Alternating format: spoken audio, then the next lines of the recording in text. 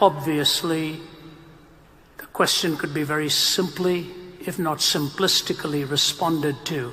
But we have to navigate our way to wonder and ask how we really got to this place. I remember arriving in the West at the age of 20 in the mid-60s to move to Toronto, Canada. And I watched the culture dramatically shifting before my eyes, so that by the time I finished my undergraduate studies and then did my graduate work, we were living in a very different world. It was during the peak of the Vietnam War. In fact, in the early 70s, I had the privilege of going to Vietnam, even though I was living in Canada at that time, and noticing the anguish of the Western world, wondering why we were involved in those kinds of conflicts at all. And the younger generation just rose up in a kind of a rebellion against absolutes, a rebellion against authority, a rebellion against the establishment. And as we look back now upon the last 50 years, we are living in a dramatically different world today, to a point where if you were to be honest in a conversation around a table, you would actually be very daring to say, I am very optimistic about the future. Some years ago, I heard this cute little story about a Texan, a sheriff who had gone into Mexico to look for a criminal who'd been plundering their banks. The criminal's name was Jose Rivera. So this sheriff from Texas with a huge girth about him went into Mexico, and he was going from village to village and town to town, and arrived in this bar room, and he looked at the bartender and said, I hear Jose Rivera hangs around these parts. I am looking for the bandit Jose Rivera. And the bartender gradually raised his eyes and he said, see the man at the corner table there? Sheriff says, yes. He said, that's Jose Rivera. That's the man you're looking for. But I want to tell you, he doesn't speak English. So the sheriff said, well, you do. Why don't you interpret for me? So they walked over to the corner, and the sheriff looked at him and said, are you Jose Rivera? And the interpreter looked at the man and says, he wants to know if you're Jose Rivera. Jose Rivera says, tell him, yes, what about it? So he looks at the sheriff and says, Jose Rivera says, yes, what about it? The sheriff says, tell him that I need to know where every penny is from all these banks he's robbed, where he put it away. I want to find out where he's got them stashed. And if he doesn't tell me where it is and I don't get it back, I'm going to shoot to kill. So he looks at Jose Rivera, says, the sheriff here says, he needs every penny back. He wants to know where you've stashed all this money away, where you've put it away, and if you don't tell him where it is, he's going to shoot to kill. So Jose Rivera pauses and says, okay, tell him to step out of this bar, make a left turn, go for about 100 yards, he'll see a well. Right next to that well, he'll see a gigantic tree. Towards the portion of the well from the tree, if he digs a hole about 3 feet deep, there's an encasement built out of concrete. All the bags of money are right there. Tell him he can get it and to take it and to leave me alone. So the interpreter looks at the sheriff and says, Jose Rivera says, Jose Rivera says, go ahead and shoot.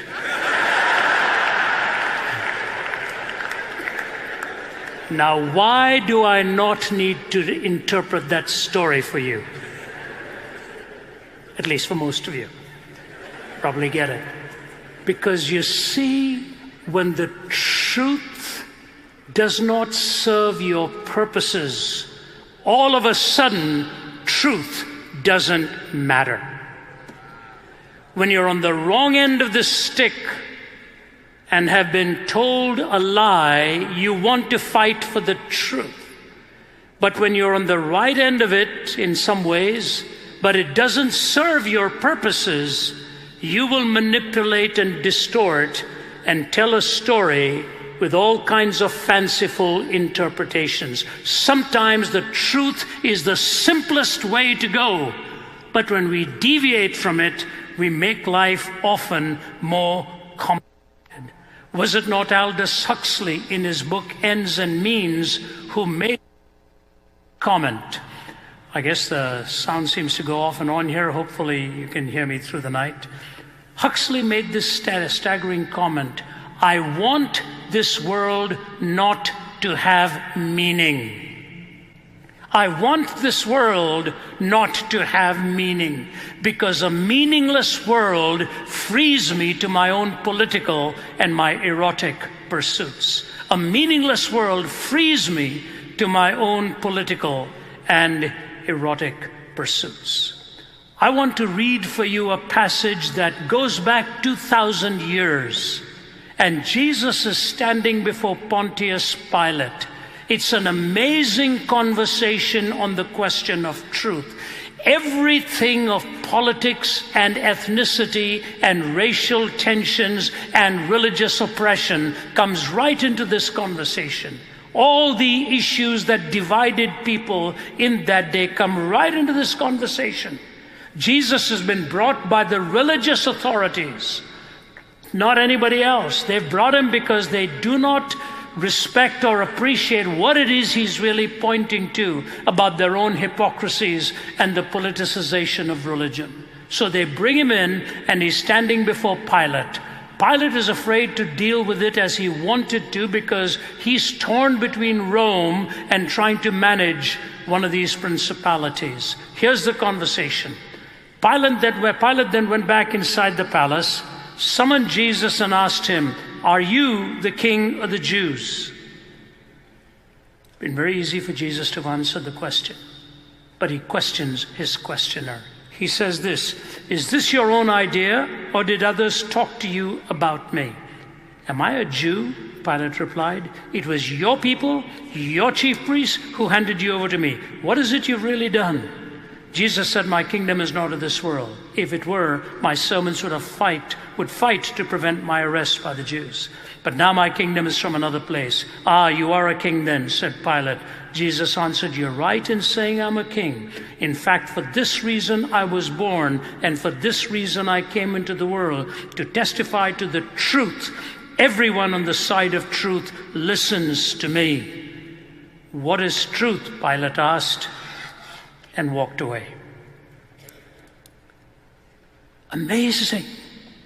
All the issues that divided them, all the issues that spawned hate. And Jesus' first question to the questioner was to cause him to open up within his own assumptions. Whenever you are asked a question, questioning the questioner does two things. It opens the questioner within his or her own assumptions and changes the entry point of the discussion. That is why C.S. Lewis said, "Nothing is so self-defeating as a question that has been raised without taking the question itself to its logical conclusion." You see, intent is prior to content.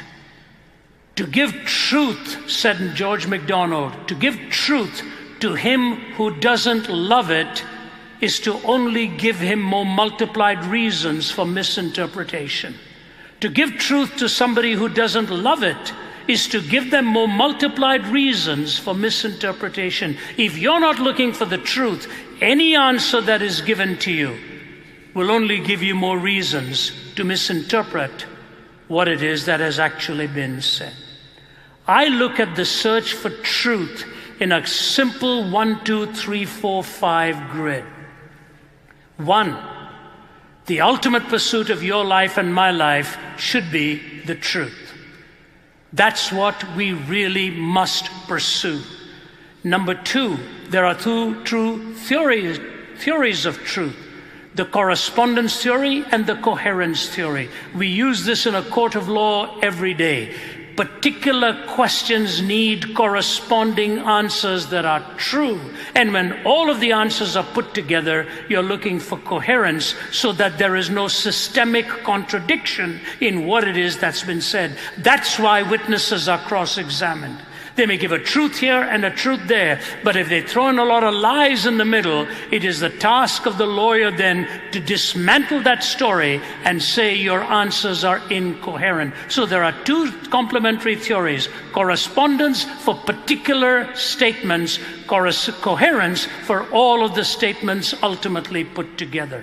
But then we are given three tests for truth: logical consistency, empirical adequacy, and experiential relevance. Number one, the pursuit of truth.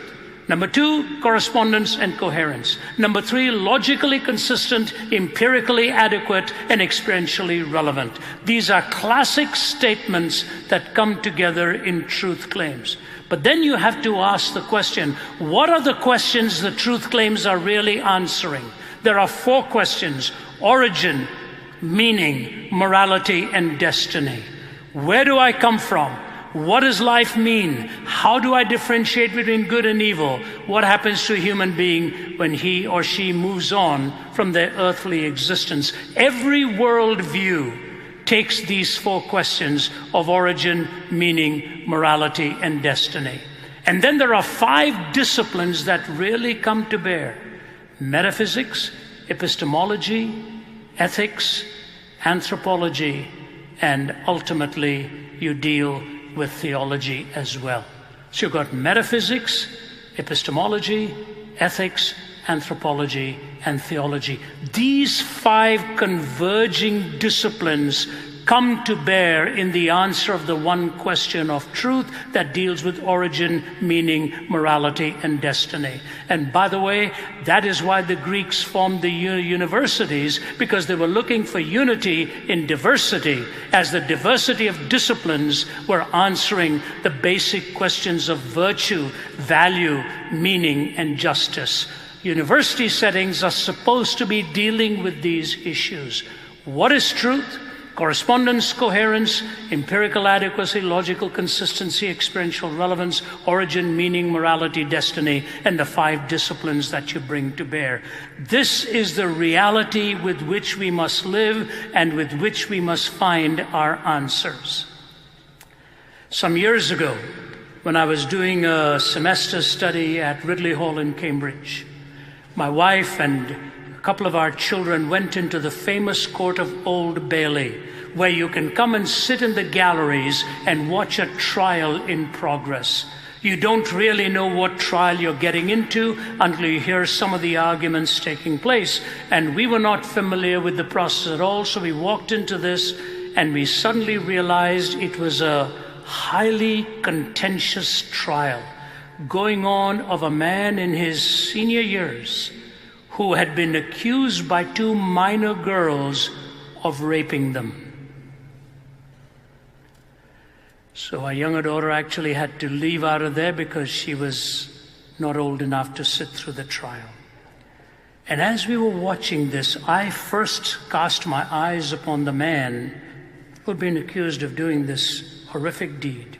You couldn't really see the girls because they were minors, but you could hear their voices, and the monitors in front of the barristers they could see their faces and they were questioning them. You could hear their very, very young voices. And after the charges had been laid and what he'd been accused of and the date and when and what happened, the lawyer defending this man took to the microphone. His opening comment was riveting. And he looked at the two girls and the monitors and he said this: "I'm going to ask you girls to do just one thing. I don't want to make you nervous. I don't want to make you upset. I don't want to make you scared. And if you don't have the answer to what I ask you, tell me and I will move to the next question. But if you answer my question, I just want to make sure of one thing. You tell me the truth. That's all I'm asking you. Just tell me the truth. If you don't know the answer, tell me. But if you answer it, tell me the truth. Do you understand?" They said yes. Of course, you're thinking of them, sort of 11 and 12 or 13 or something like that. They're young kids. And the questioning begins, and they're answering sometimes with hesitancy and so on and so forth. Finally, he loads this question up. He said, can I ask you one question? On the day that you said it happened, why did it take you 2 months to tell your mommy and daddy what happened 2 months before? And they are struggling with an answer at this point. Then he throws this one. He says, is it true that the day you decided to tell your mommy and daddy, this man saw you in such and such a place, doing such and such a thing, and he walked up to you on his way back from the office when he saw you doing that and said, I'm coming to see your mommy and daddy tonight and tell you where I saw you. Is it true? One girl says, I can't remember. And another one is fudging through the answers. All of a sudden, the trial was taking a turn. And here you're sitting there thinking to yourself, if it is true, this is a horrible human being. If it's not true, they are totally destroying his life. One court case did the truth matter. My wife and I were talking this morning about a friend I know who is 73. 3.5 years ago, he was incarcerated for a crime he swears he never committed. And he was put away for 45 plus years. I went to see him a few weeks after he was incarcerated. He looked like a shadow of himself. He said, Ravi, you are made to become like animals in here. He is living with 69 other people in the same room, and he swears to his heart, I never did what I'm accused of. He's gone through 2 or 3 appeal processes, and the last one was just denied 2 days ago.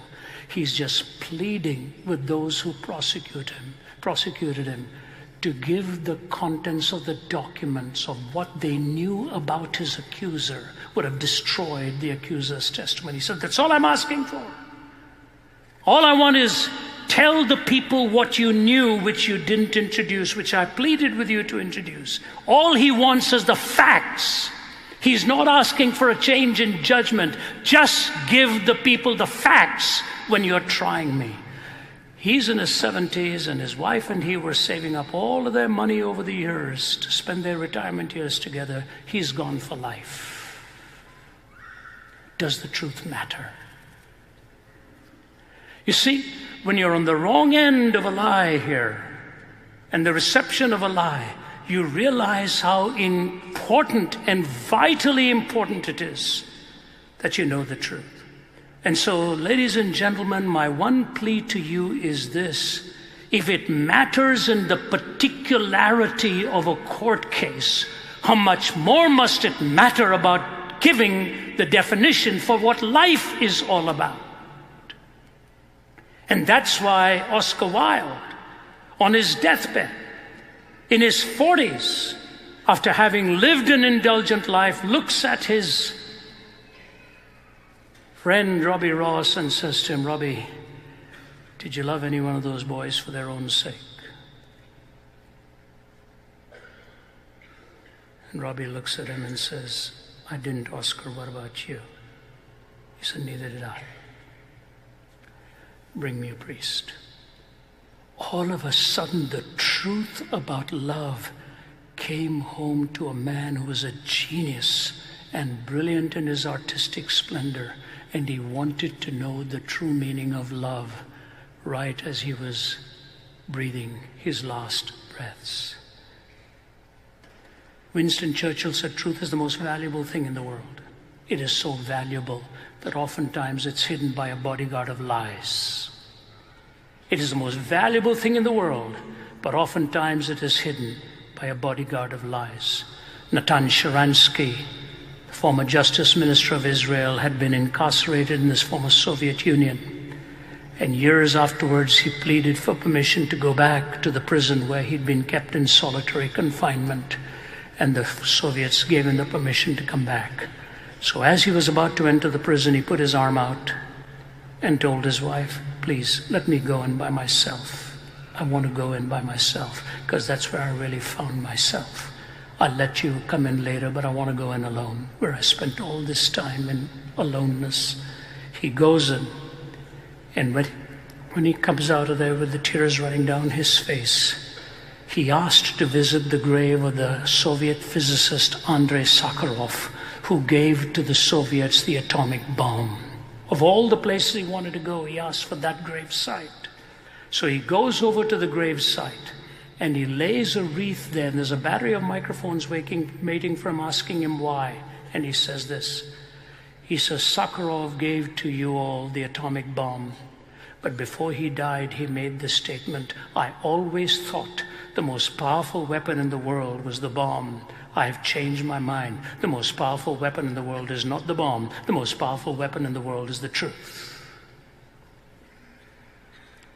Today, the Soviets voted a no in the resolution to condemn the use of chemical weapons in Syria. What has happened to a civilization that can kill so mercilessly and then say, I'm not going to vote for a resolution that condemns it? They try to tell us they are united. It's not so. It was also years ago when that Korean airline, I've taken Korean Airlines many, many times, scores of times. In fact, my wife has been on that very aircraft, that very flight number 007 that goes to Seoul. 007 is flying to Seoul, and over Soviet airspace, they are shot down and the bodies come collapsing into the debris. At the end of it, they were accused of having brought down the civilian airliner, but they made up all kinds of stories for it. And in fact, one of the things they said was that when they were ordered to turn their lights on, the Korean pilot did not comply. So these two fighter jets come and bomb this thing out of the air. There was a conversation between Vladimir Posner of Pravda and William Safire. William Safire looked at Posner. He said, Vladimir, how could you all do this? How could you all do this? And he said, Mr. Safire, they did not comply with the command. Sapphire says, what was the command? To turn your lights on. They did not comply. Sapphire says, but they did. The lights were on. He says, no, they were not. He said, I have the recording before me. Their lights were on. One of your pilots tells the other pilots that the lights were on. He says, no, the pilot was referring to the other pilot, the other Russian pilot, that his light was on. Sapphire says, can I quote the exact transcript for you? Target's lights are on. Silence. Does the truth matter? Now here's where the whole thing has to be unpacked, and I want to give it to you as quickly as I can with some answers hopefully at the end. See, truth, follow me now please. Truth comes in two garbs. It comes in propositional fashion of whether the statements are correspondingly true. But truth in the ultimate sense comes in the form of, does life have meaning? Truth and meaning are inextricably joined because truth and love are inextricably joined. And if love is the supreme ethic and we all pursue love, love is indispensable for meaning. And if love is inextricably joined to truth, then truth and love have to address the question of meaning. Malcolm Muggeridge gives us these two nuances of thought. Listen to them. One from his book, The Green Stick, A Chronicle of Wasted Years. And he was a journalist talking. Truth is very beautiful, more so I consider than justice, which is today's pursuit that easily puts on a false face.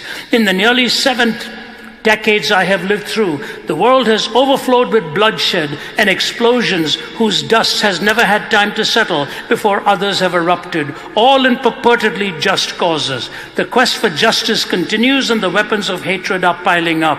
But truth was an early casualty. The lies on behalf of which our wars have been fought and our peace treaties concluded. The lies of revolution and counter-revolution. The lies of advertising, of news, of salesmanship, of politics. The lies of the priest in his pulpit, the professor at his podium, the journalist at his typewriter. The lies stuck like a fishbone in the throat of the microphone. The handheld lies of the prowling cameraman. Ignatius Salone told me once, when he was a member of the old Comintern, some stratagem was under discussion, and a delegate, a newcomer who had never attended before, made the extraordinary observation that if such and such a statement were to be made, it ought not to be made because it wouldn't be true.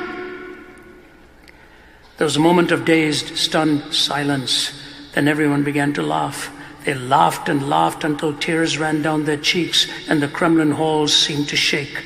The same laughter echoes in every council chamber and cabinet room, wherever two or more together to exercise authority. It is truth that has died, not God. This comes from a journalist. Then he went on to say this, which I think is so powerful and needs to be followed as carefully. He reminds us of the fact that how we in life look for reality and something solid. Here's what he says: in this Sargasso sea of fantasy and fraud, how can I or anyone else hope to swim unencumbered? How can I learn to see through and not with the eye? How can I take off my own motley and wash away my makeup, raise the iron shutter, put out the studio lights, silence the sound effects, and put the cameras to sleep? Will I ever watch the sunrise on Sunset Boulevard and set over Forest Lawn? Can I find truth among the studio props, silence in a discotheque, love in a striptease? Will I read truth off an auto cue and catch it on a screen, chase it on the wings of Muzak, view it in living color in the news? Can I hear it in living sound along the motorways, not in the wind that rent the mountains or broke in pieces of the rocks, nor in the earthquake that followed, nor in the fire that followed the earthquake, but it is in a still small voice, not in the screeching of tires either or the grinding of brakes, not in the roar of jets or the whistle of trombones, not in the rattle of drums or the chanting of demo voices. Again and again and again I'm reminded it's that still small voice, the voice of God, if one could only catch it. I had the privilege of being with Malcolm Muggeridge 7 months before he died. He was a hedonistic writer, a journalist who wrote stories to just be pompous in his vocabulary. And then in his latter years, as he gave his life to Christ, now bent over, his face like that of a gargoyle peering over a wall. As I sat and had a lunch of just bread and cheese with him, he talked to me of all the years he wasted peddling lies as a journalist, and how the supreme truth and the beauty of Jesus so transformed him. How did we get here? How did we get to this point of losing meaning and losing truth? Let me trace it for you quickly. 3 moods took over the West. And I'll be so blatant as to tell you this: if the West does not wake up as to what is being done to her and what we are seeing happen, if the West doesn't wake up, there will be no remnants, even the good aspects of a civilization that has done so much of good, not perfect, and a lot of hurts and a lot of misjudgments and a lot of pain, but it's been learned. And what is happening, we may ultimately be overrun by a demagogic worldview which takes away the very thing that gives you some of the greatness, your freedom. Your freedom. I was in a country last week that I shall leave unnamed, where our lives were in danger. And we had to be extremely careful what we said, where we gathered. And when you come back home and set foot on American soil again, you realize what a wonderful privilege we have. We had dare not squander it. But the 3 moods. Number 1, the mood of secularization. Number 2, the mood of pluralization. And number 3, the world of privatization. Secularization basically said where religious ideas, institutions, and interpretations have lost their social significance. Peter Berger defines it that way. A process by which religious ideas, institutions, and interpretations have lost their social significance. Now let me be careful in what I'm saying to you here. I do not believe religion should ever be politicized. I do not believe religion should ever be enforced. Any country that has politicized religion has destroyed both politics and religion. We always need to have the privilege of belief or unbelief, the privilege of belief or disbelief. Secularism is the right way to undergird a government, but if it is enforced to a point of losing any transcendent perspective, then you find a different path to destruction taking over. I want to thank the authorities here at Temple for giving us the privilege of meeting here. We can't enforce a belief, but we ought to be able to discuss it in peaceable ways and have the opportunity to weigh in what it is that's true and what it is that's false. You see, when secularization has its logical outworking, yes, please do share them out.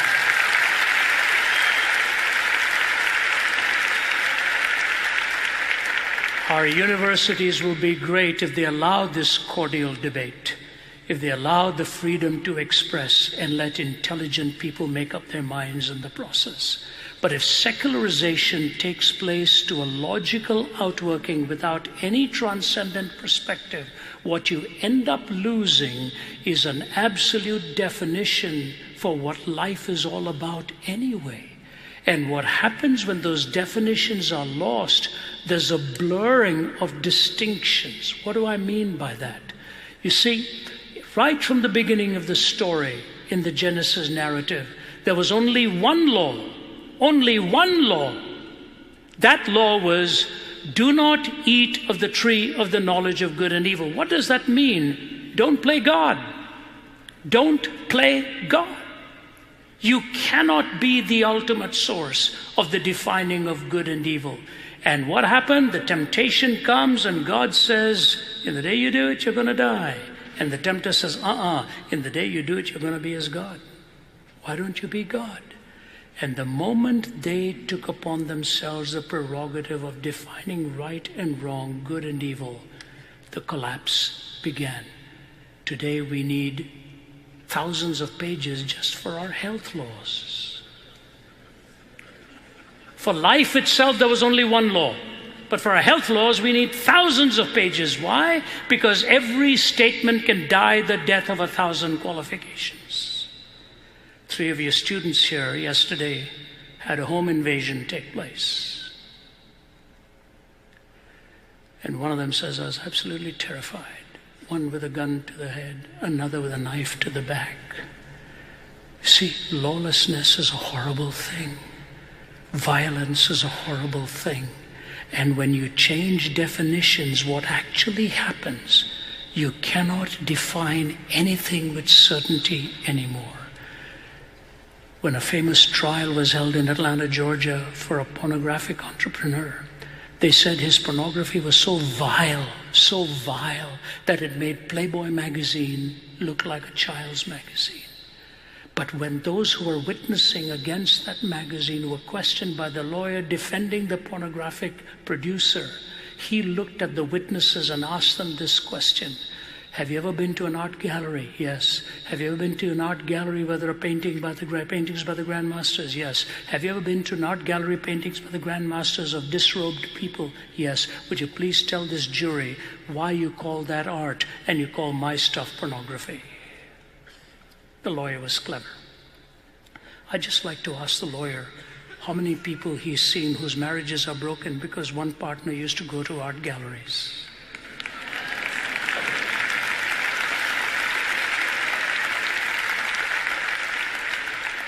We know it. We know what we are talking about. We know it very well, but it's the same Jose Rivera story. We don't come right out and talk about the seduction of that which could break my heart and break the heart of my family and break my bank and break my home. My daughter Naomi is a wee little thing. In Tamil, they say the smallest peppers are the hottest peppers. They refer to her as the Kanderi Molaga, that tiny pepper. She works rescuing women from the sex trafficking industry.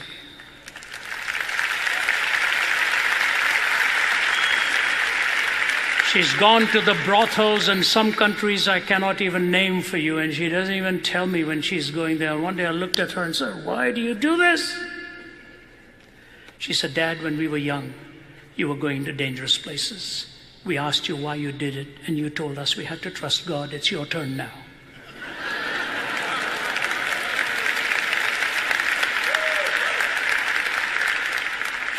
Amsterdam, Bangkok, Mumbai. She walks into the brothels with a Bible in her purse. The lives she has rescued have amazing stories, absolutely amazing stories. Here's what she said to me. She said, "Dad, every one of these guys who comes and plunders these young women began his journey with pornography till he destroyed his conscience, and this was the only end to it all." Never met a man who was going to see a prostitute because he'd just come from an art gallery. Do we not know the difference? Really? Secularization will blur the definitions till we will not know the difference between the sacred and the profane. Pluralization ends up destroying reason. There is no logic anymore. In fact, the very day Oxford University talked about the new word for the dictionary this year, post-truth, the same day France was announcing a post-logic culture. A post-logic culture. We no longer believe in logic, no longer believe in reason. If you cannot reason with a person, something has died, because we are intended to think from minor premise to major premise to deduction to inference. The law of rational inference we work with all the time. But we've lost truth and we've lost logic. G.K. Chesterton talks about this society, and I will move very quickly to my closing. Chesterton puts it this way: the new rebel who rebels against all absolutes and will not entirely trust anything is a new kind of creature.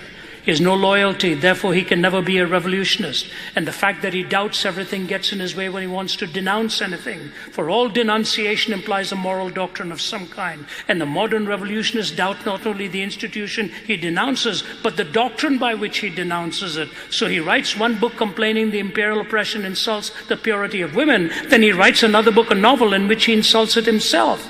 He curses the Sultan because Christian girls lose their virginity, then curses Mrs. Grundy because they keep it. As a politician, he cries out that war is a waste of life, and then as a philosopher that actually life itself is a waste of time.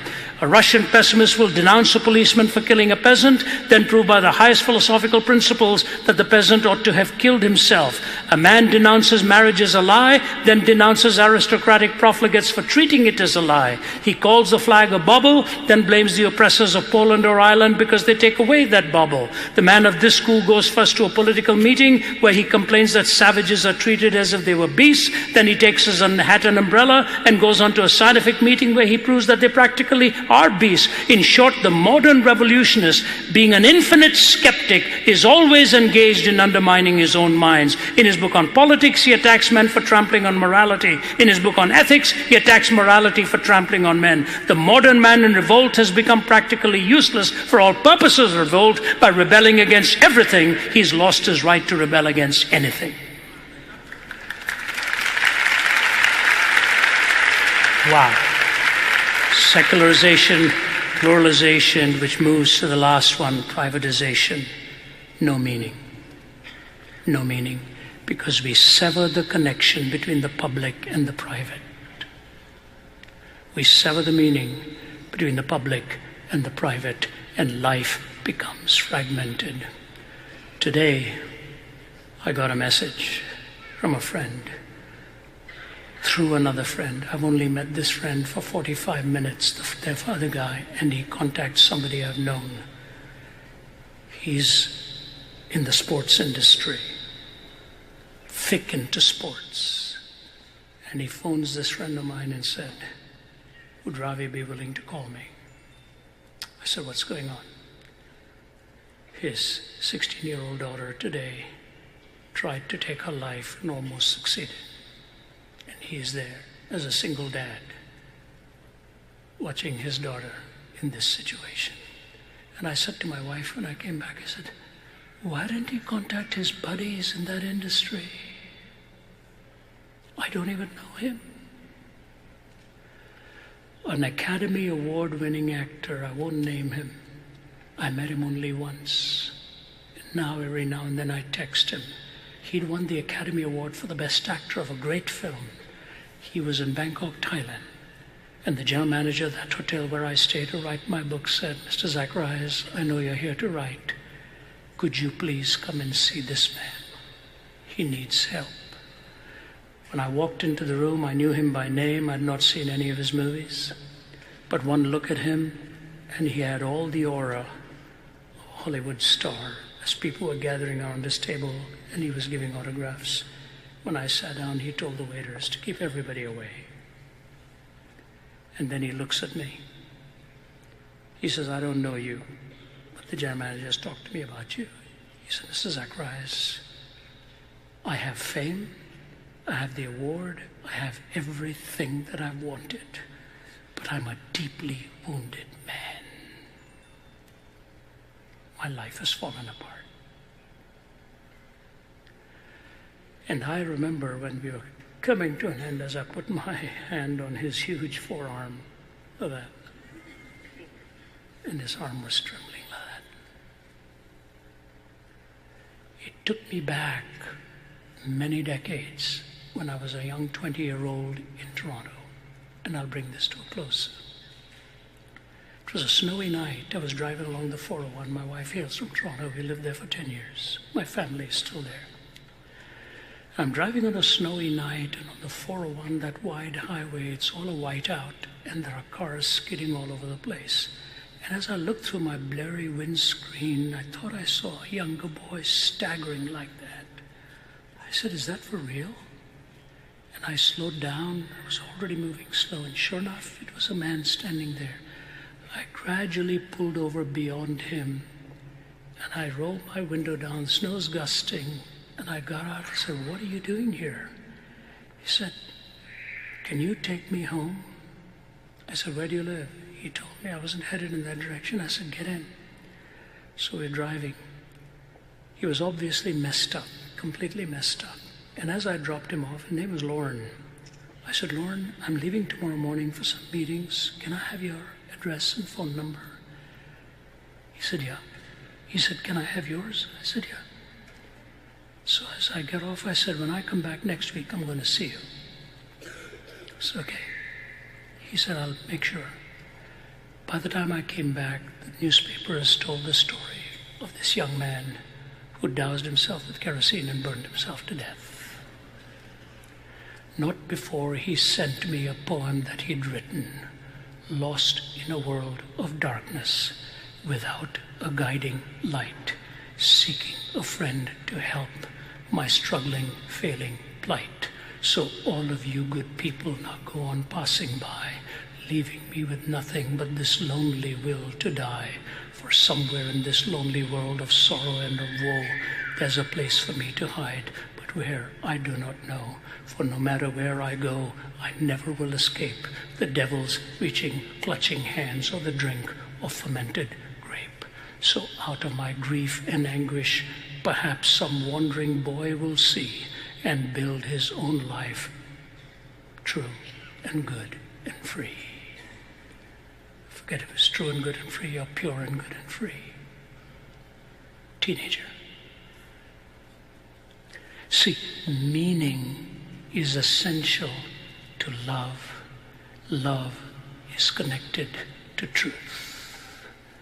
And so I close with these words to you. See, Jesus never argued with his questioner. He just asked him one question. Are you asking this question sincerely, or has someone else set you up to answer this, to ask this of me? This is the 500th year of the Reformation. A man by the name of Martin Luther was tired of the institutional church. And as he and a young man by the name of Philip Melanchthon were reading the scriptures, they realized the problem was not out there. The problem is always in here. The problem is not with the Soviets or others. The problem is in your heart and mine. Matthew Paris, who's an articulate writer in England with a lifestyle very different to mine, with a philosophy very different to mine as an atheist, he wrote an article, said, I am torn as an atheist writing this. I'm torn because I don't want to say it. He said, I went to Africa and I came back and I watched he grew up in Africa. He said, I watched what was happening in some of those towns. It was not that they needed more NGOs.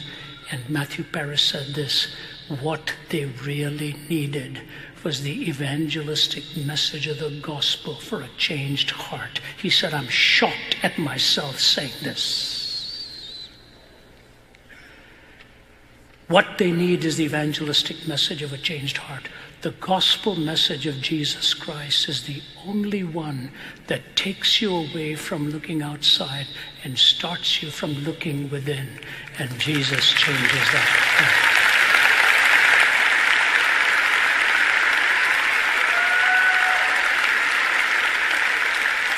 You see, that simple verse which you oftentimes see in a ball game and probably laugh at it, John 3:16. What does it say? For God so loved the world that he gave his only begotten Son, that whosoever believes in him should not perish but have everlasting life. 32 to 33 words. Let me summarize it for you. The starting point is filial. You have a heavenly Father. The goal is relational. He offers to be related to you. The range is eternal.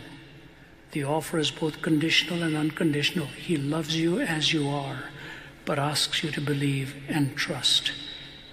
And the foundation is legal, filial, relational, eternal, conditional and unconditional, legal. God so loved the world that he gave his only begotten Son, that whosoever believes in him should not perish but have everlasting life. I turned 71 2 weeks ago, and I said to my family, I'd love to stay home now. I've done it for 40 years. You get tired. But I will not give up. I will keep going.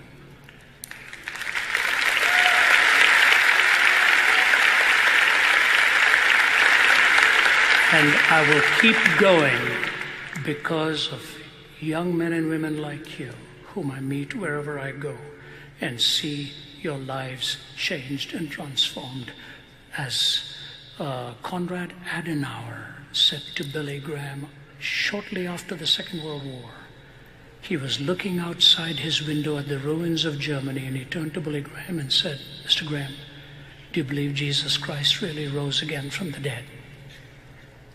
Billy was shocked. He said, Mr. Adenauer, if I didn't believe in that, I would have no gospel to preach. Adenauer paused and he said, Mr. Graham, I just want to say to you this, outside of the resurrection of Jesus Christ, I know of no other hope for mankind.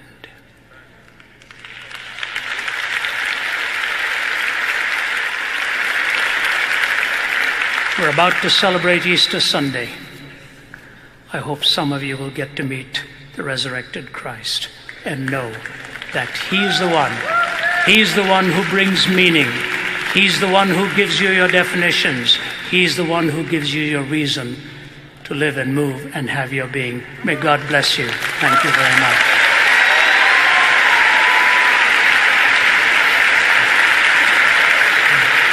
God bless you. Thank you.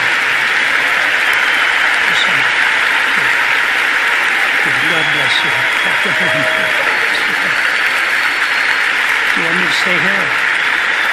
Thank you so much. Please, one more time. One more time. Thank you so much. Yes, sir.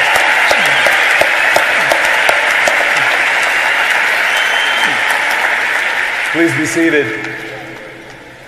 We now are moving on to the second part of the event, which is the question and answer portion. I would like to please invite Vince Vitale to the stage, and I will read his bio. Please lend your ear. Vince Vitale is the director of the Zacharias Institute and an itinerant speaker for RZIM. After receiving his bachelor's degree from Princeton University, he went on to study at the University of Oxford, where he completed his doctorate in philosophy on the problem of evil and suffering. He has now co-authored 2 books with Dr. Ravi Zacharias, in which they wrestle with some of culture's most difficult questions and respond with the answer of Jesus Christ. The books, Why Suffering?, released 2014, and Jesus Among Secular Gods, released this year. Vince speaks about the Christian worldview in university settings, churches, and conference centers around the world. Vince Vitale, welcome.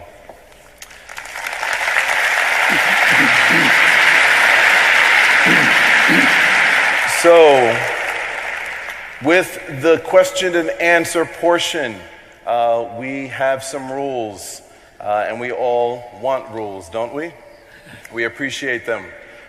We ask that your questions be clear, concise, and related to the topic of what's been presented this evening. We are going to give priority to students and to skeptics to come forward, and we would invite you to approach the microphone. You can come from whatever direction, having now understood the rules. Clear, concise, and related to the topic of this evening. Priority given to students, our future leaders, and to skeptics. You can now make your way down to the microphone. You will present your question, and then an answer will be provided from either Dr. Ravi Zacharias or from Vince Vitale. And 1 question per person, please, or we'll never get out of here. Yes, and 1 question per person. Clear, concise, and related to the topic. Good evening. My name is Ijama. I am a student at Drexel University. And so my question was about your comment on, separating religion and politics. So if we're to separate those 2 things, how do we make laws on things like abortion? Should it be completely secularized in the laws that we make, or should it be founded on America's Judeo-Christian beliefs? I think that's a great, great question and a very, very tough one. And let me do my best to answer it. And Vince can feel free to add it as well. When Paul was heading to Rome, and many were dissuading him from going there because they say they would finish him off, he said, I'm going to claim my right as a Roman citizen. I'm going to claim my right as a Roman citizen and argue my case as a citizen of Rome. He didn't say, I'm coming from the church that I planted. He didn't say, I'm representing all the churches that I've planted. I'm coming as a citizen of Rome to claim my right. What happens in a world with so many mixed views today, especially pluralization, where there's a competing number of worldviews available to its members? We ought to speak on these issues as a member of society, as a member of a community, as a member that gives me my right to argue for the child and the unborn and the weak and the most victimized. But if I come speaking because I represent the evangelical church or the Protestant church or the Catholic church or whatever it is, you end up all of a sudden getting people to fight against an institution. I think we must speak what you're saying And so we must speak our conscience and our conviction and why. And the secularist who tells us we are prejudiced and subjective is just plain wrong. No more subjective than the secularist is going to be. The secularist is also speaking very subjectively. We speak from the objective viewpoint that life has intrinsic worth and intrinsic value, not extrinsic worth conveyed by state or society, but intrinsic worth. We talk so much about human rights, we have forgotten about the right to be human. And so your point is very well taken. I commend you for thinking about that. I just think you speak as one who has a coherent worldview as to why this issue is important, not representing an institution, but representing the absolutes that have built your life, the absolute of dignity, of essential value, of life, of marriage, of home, and of the future. You know, you raise a question right now that is going to have ramifications 10 to 20 years down the line. We're going to find out. Because a worldview is in place right now that seeks to dominate the world. And one of their methods is by raising huge families, you ultimately outnumber the opponents and the opposition. Wouldn't it be ironic that a worldview that has raised huge families is then overpowering one of a worldview that didn't even value its children? And then we see why we have been overrun. We will only be defeated if we lose our moral strength and our moral basis. We will not be defeated because of politics or military power. We can be defeated if we lose our moral framework. So speak with moral conviction and clarity, but always with love. And that is the biggest persuader of any counter perspective. That's what I would say here. Thank you so much. God bless.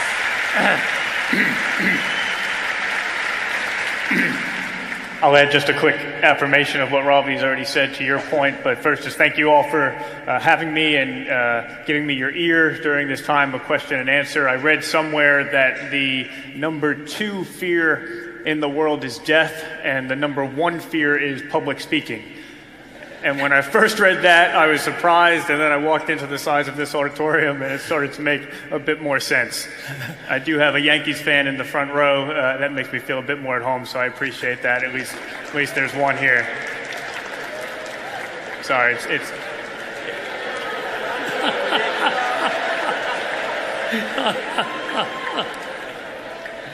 it's my dad's fault. It's not my fault. Just a quick affirmation of what Ravi has said to that point. You know, we all take our political starting point. We go right back to the Declaration of Independence that all people are created equal.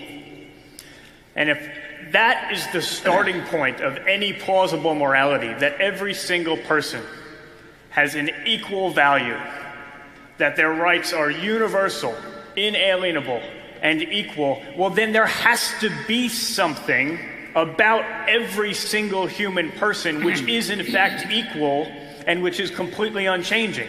And so my question would just be, what is it?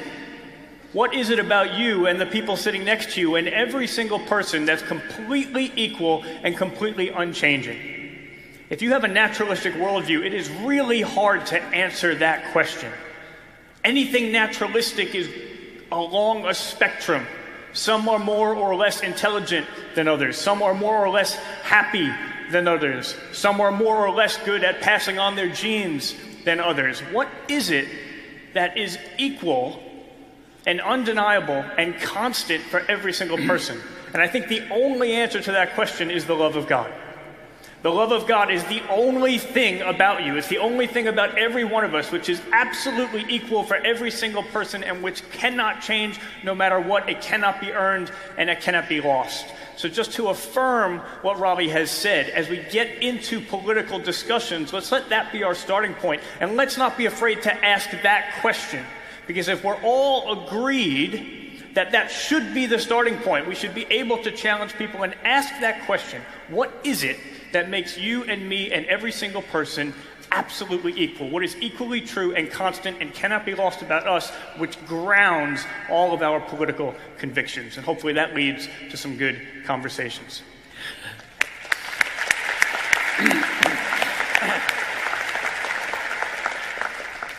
Next question. Dr. Zacharias, thank you very much for coming here today. I've been listening to your radio broadcast since, well, before I could walk, and your ministry has really impacted my life, impacted my own view of the gospel and my own way of explaining things, so I appreciate you taking the time out of your busy schedule to come to the Philly area. I am a physicist. I'm a graduate student at the University of Delaware, and in my discipline, facts are empirical.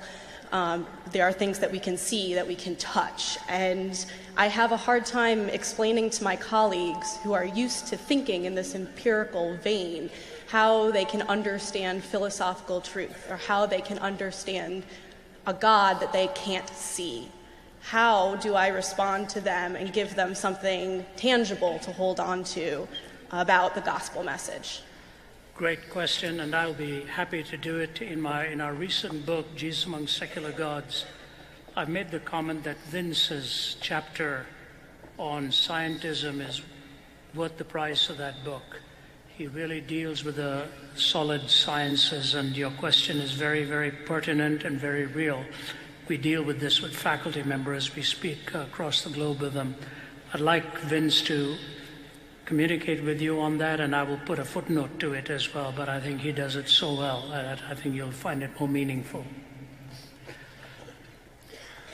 This is a question that I get really excited to speak to, because I think there's often this assumption that somehow science has disproved God, somehow science has buried God. And I was on a show not long ago, and that was the assumption underlying the entire conversation. And I was on the edge of my seat. I couldn't wait to get in because I think it's so not true.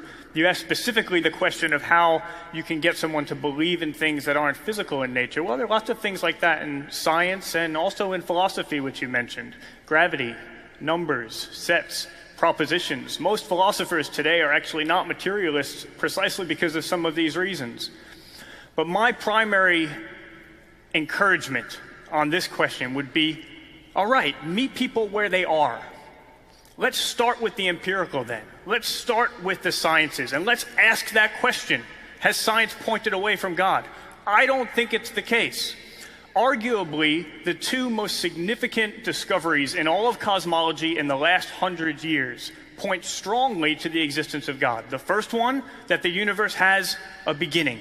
Go right back to the beginning of Genesis. People didn't believe that, and it was discovered, and some of the greatest scientists struggled to believe it because they realized how well it would cohere with the Christian faith. And if you have a universe that didn't exist and then came into existence, you have to account for that change. What could cause that?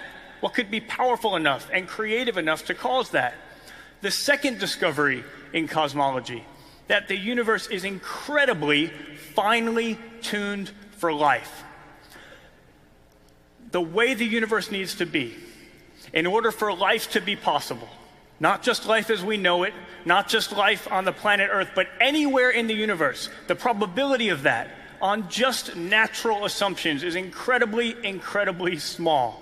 Some scientists put it as 1 part in 10 to the power of 10 to the power of 123. If I were to try to write that probability out for you, I couldn't, because I would need more zeros than there are particles in the universe. One scientist likens it to a tornado going through a junkyard and just happening to produce a perfect airplane. How can we account for this? The probability based on chance is almost nothing. But what if it's the case that you have someone who's powerful enough and creative enough and intelligent enough and loving enough to desire to create human persons and to call them into relationship with himself? Interestingly, I saw an interview with Richard Dawkins where he called it a very interesting hypothesis, the idea that life on Earth could have been seeded here by aliens from a different universe.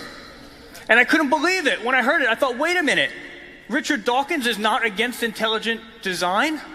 Actually, he just has a very specific bias against divine design. Let me just take this one step further. The very basis of all science, the regularity of the universe, the fact that we can expect that in the next second and the next minute and tomorrow, gravity, for instance, is going to have exactly the same strength. Why do we just assume that? Somebody might say, well, that's the way it's always been. But that's not an answer, that's the question. Why has it always been the same? And why can we assume it's always going to be the same in the future with perfect regularity? I actually think on logic alone, you have no answer to that question. Einstein said the universe's incomprehensibility, the greatest incomprehensibility, is that it is comprehensible. Why do we have this regular universe that we can actually perform experiments on and discover scientifically? I think only God makes sense of that. And so bring that into the conversation. Maybe it's the case not only that science hasn't disproved God, but that only God proves science. I hope that's helpful.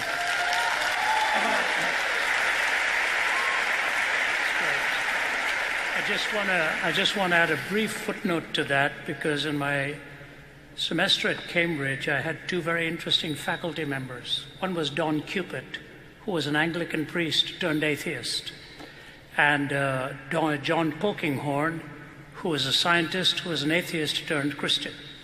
And John Polkinghorne was one of the leading quantum physicists of his time, remarkable professor. I'm sure you would know the name. And what I came to the conclusion about, ultimately, it's not so much about the evidences. It's the willingness to go where the evidence leads. If you're really willing to go where the evidence leads, and if it calls for humility and the bending of your knee, the difference will actually and ultimately come there. You see, in the sciences, as a physicist or as a lab technician or whatever, science can tell you what happens when this is joined to that, or when this is added to that. Nowhere in science does it tell the technician that they must tell the truth. That's not a scientific imperative, that is a metaphysical imperative. So immediately when you move to from science into metaphysics, you come into the real world of why you love your children, why you wish to be loved, and why the truth matters. Nicholas Walterstorff, marvelous professor from Yale, after he lost his son and it crushed his heart, made this incredible comment: when we have overcome absence with phone calls, winglessness with airplanes, summer heat with air conditioning, when we have overcome all these and much more besides, then there will abide two things with which we must cope: the evil in our hearts and death. The answer to those two will not come from science. It comes from knowing the very creator of the universe, who explains your heart and raised his son from the dead for you and for me. Okay.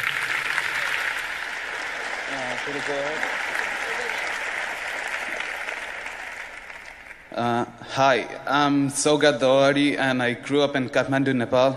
And there I grew up in a society where the religion was totally different from Christianity in the United States. So my question is, why is Christianity true and other religions false? Because there are many miracles in other religions as well, similar to those in Christianity. Thank you. Thank you for asking that. You come from Nepal? Yeah. I see. How long have you been here? 7 months. Wow. You're yet to be born. You have 2 months more to go. Or I've been born for 19 years. Yeah, that's great. Hindi bolte ho? No Hindi. Hindi bhi bolta hu. Bolte hain. Theek hai. So I will answer it to you in Hindi. Will that be all right? No, I won't do that. Okay.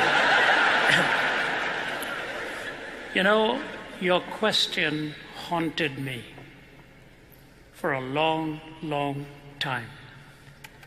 Because I was born in Chennai, South India, was raised in Delhi. My ancestors were Nambudris, come from the highest caste of the Hindu priesthood, deep in Kerala. When Thomas the Apostle went to India, he was the one to whom Jesus said, "I'm the way, the truth, and the life. No one comes unto the Father except through me." Pretty drastic statement. He went to India, the land of 330 million deities, and preached the message of Jesus. And he ultimately paid with his life. The reality about truth is that truth, by definition, is exclusive. Whether we like it or not, truth is exclusive. You may think, for example, Hinduism often says it's an all-accommodating religion. It isn't. It is not all-accommodating, and you know it well. Every Hindu believes in two things: karma and reincarnation. They may have huge differences, but the law of the cyclical rebirth of life and the karmic cycle and the reincarnation are realities within Hinduism. People think Buddhism was very ironic and very accommodating. Not true. Gautama Buddha was born a Hindu, and he rejected the caste system and rejected the authority of the Vedas. That's when he came with his fourfold truth and the eightfold truth and for the noble path, the noble path and the fourfold truth of the problem of suffering, the reality, and how you extinguish it. Every religion is exclusive. Every religion. Hinduism excludes, Buddhism excludes. You know, it's very interesting. In India right now, they have this new movement. You may have heard it. Ghar Vapas Aa. Come back to your home. Ghar Vapasi. You were converted, come back. Why? If all views are ultimately the person's expression, why come back? Because they believe their own religion is exclusive and ought to be protected. The question is not whether religions are exclusive or not. The question is, what can they answer to defend that truth? If you move from Hinduism from the Vedas into the Gita, where Arjuna is talking to Krishna in that great conversation where Arjuna is going to fight his own brothers, and he doesn't know the chariot driver is Krishna, and he's asking him for advice on how I can go and fight my own brothers and kill them. He doesn't know who Krishna is, but he's giving the advice.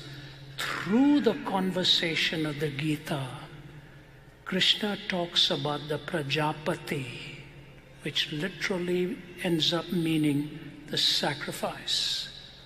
You ultimately need that sacrifice. But in the Gita, there is no sacrifice. He was on to the truth that there was the need. Only in the gospel is that sacrifice offered for you and for me. Why is Jesus the way, the truth, and the life? Because he answers the four questions with correspondence as truthful and coherence as the four coherent answers. It is for this reason that people like Carey and Charlie C.T. Studd and Henry Martin and others, when they, I go to India several times a year. Hum dharti ke aadmi hai. Hum dharti ke aadmi hai. I'm a person of the soil. I was born and raised in India. India has a fascinating philosophy. There's a song that you may have heard from Mother India, Duniya mein hum aaye hain to jeena hi padega, jeevan hai agar zahar hai to peena hi padega, which literally means if I've come into this world, I must live. If living means drinking poison, I must drink it. The fatalism that is present in many of the young, they are hungering for answers. It is not so much the robust attitude of smothering somebody, but the privilege of telling them that Jesus Christ offers his sacrifice for you so that you can have life with purpose. Mahatma Gandhi, who carried a New Testament all his life, made this comment: I like their Christ, I don't like their Christian, because the Christians had victimized him in so many ways. we as Christians need to apologize to the world for the way we have sometimes betrayed the trust. But we do not go to present ourselves. We go to present Christ. If you had the cure for cancer, you would not be sitting at home.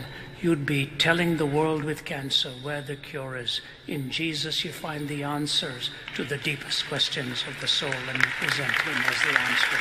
I'll leave that with you. I'll leave you with 2 footnotes. Why Jesus? I've responded in 1 chapter to the very question you've raised, and also Jesus among other gods. You will see the coherence of His answers. All religions claim exclusivity. I believe in Jesus. You see the reasons for that exclusivity, because He describes my condition, provides for the malady, explains suffering, teaches me what the cross is about, and rose again from the dead to give me eternal life. That is what I present to the Indian people, and I hope you will follow those teachings too.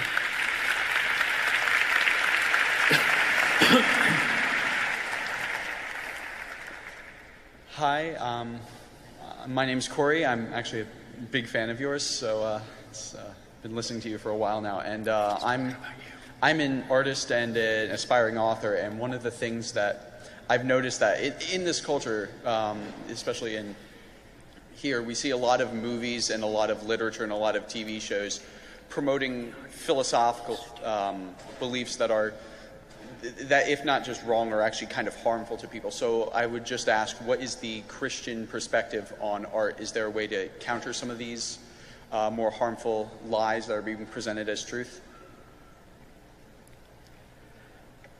I'll do a brief answer, and Vince will tell you what we are doing with the whole world of art in the Institute. It's amazing, these steps we've taken. I think it was Dostoevsky who said, first, art imitates life, then life imitates art, and finally life seems to find the very reason for its existence in the arts. If that happens, it's a sorry end. Art is a glorious expression. My daughter, wherever she's just come back from Paris, my oldest daughter, Sarah. She could spend every day in a museum of this world examining every piece of art she sees. She loves it. I'm more into the performing arts than the fine arts, but certainly I enjoy the best of music and the best of what the artistic world does. See, worship brought art into it, music. And if you go to Rome and anywhere, you see the glorious expression of the artists from the Renaissance and how they glorified God with their work. For the Christian in his or her life, the parameter is very simple. Worship the Lord in the beauty of holiness. Holiness is not about, beauty is not a boundaryless thing. Beauty has to have boundaries, and that boundary is the difference between the sacred and the profane. If one chooses to do profane art, it is really not art, it is the exalting of the profane. And it may be that the artist has the intention to show the horror of profanity through the process of the art, and it can happen and it can be done. I know a Hollywood music writer who said the hardest part of his life was to watch profane acts taking place on stage and for him to compose the music of it. So I'll be standing in the wings watching this and really not wanting to see it because he said, I'm a family man, I didn't want to cross some lines. But he would see as best as he could and invariably would introduce some horror music in the process, because what was going on had some horrific ramifications too. So I say to you, the gift that God has given to you, if you do it as a Christian, do it in the beauty of holiness. As the world delves into art, we have to appreciate the fact that there are many parameters and possibilities, but we have to keep our convictions with the sacred and let the world see what beauty can do to the heart when it has the parameters of the sacred within it. That would be my simple advice in terms of the art. But I'm going to have Vince tell you about what RZIM is doing with the arts now. Great. I'm a philosopher rather than an artist, so I'll give you a slightly philosophical answer, but I'll work my way around to the art. My wife and I, my wife's standing just next to you actually, Joe, we had the privilege of viewing Michelangelo's David in Florence. It didn't initially feel like a privilege as we waited in the cold rain for 2 hours to see that statue, nor did it seem like a privilege as we had a marriage discussion about whether we should continue to wait in the rain. In the end, a few married people in the room, in the end we did a marriage compromise. Joe wanted to stay and I wanted to go, and so we stayed.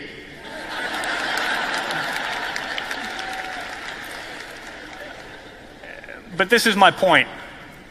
We had seen that statue in documentaries, in postcards. That's why I thought, let's leave. We've already seen it many times. But when we saw it in person, we knew something. We didn't just experience something, but through that experience, we knew something about the beauty of that piece of artwork that we couldn't know through just hearing friends tell us about it, or through the postcards, or through the documentaries. In philosophy, we would call that non-propositional knowledge. But it basically means it's experiential knowledge. It's knowledge that you can only know in full by truly experiencing it. And I think knowledge of God is like that as well. I sometimes think about thinkers, feelers,